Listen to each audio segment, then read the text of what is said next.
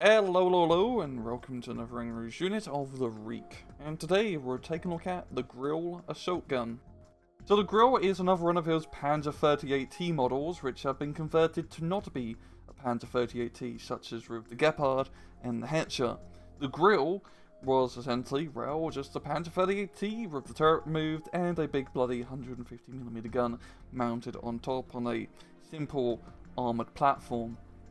It would make just under 400 of these vehicles from 43 to 44, and it would mainly be attached to Panzer Grenadier and Panzer units as well, and a assault gun. In-game, the Grille is a 50-point assault gun, available to pretty much every single Panzer division, as well as the Ski Jägers for some reason. I guess they just want to grill. Anyway, it has one big gun. And that gun being a, well, SIG-33, but inside an armoured quotation vehicle. There's not really much to say about the gun. It makes rather big damage, makes rather big kabooms. You got 15 shots. It's not a super fast firing gun, but it makes people die in very explosive ways.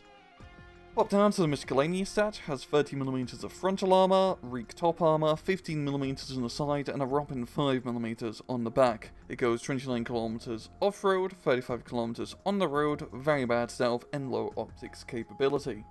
So in battle, the Grille has a rather simple and straightforward role. It's an assault gun. You'll go into assault positions with it, preferably positions that can be blown up with high explosives, such as infantry, anti-tank guns, anti-air guns, other support guns, etc. Especially in how infantry meta spam the SD2 is at the moment.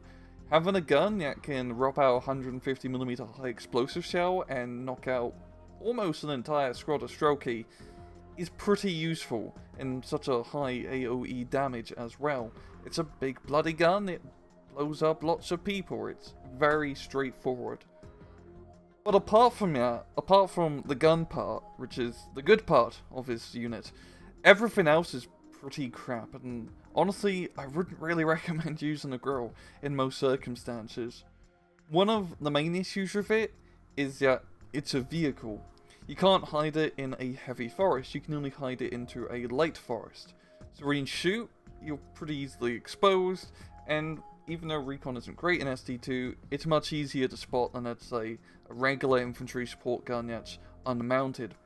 And the problem with that is that, well, everything in SD2, anti-tank rise, has 2km range.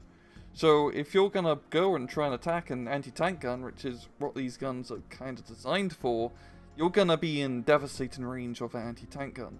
And the thing is, it's not just ZIS-3s or ZIS-2s which will blow you up, and rightfully so, because they're pretty powerful AT guns. Even those crappy little 45mm AT guns will tear you a new one, as you only have 30mm of frontal armour. You're extremely weak to any sort of anti-tank fire, and because of all anti-tank fire has the same range as you, it's very suicidal to really use this Grille in most situations, especially considering how prevalent even light anti-tank guns are, or light tanks in general.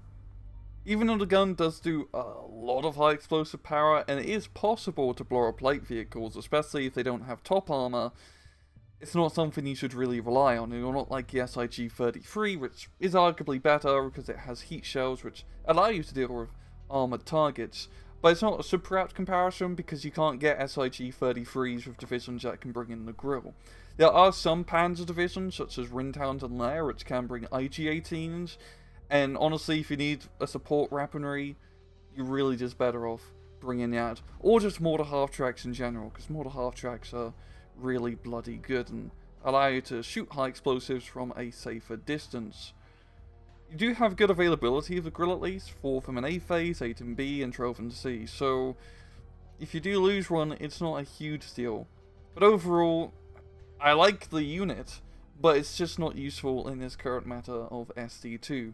It's not like an SD44 where assault guns, for the most part, had a longer range than most anti-tank guns, so you had some sort of distance advantage where you can't be shot at.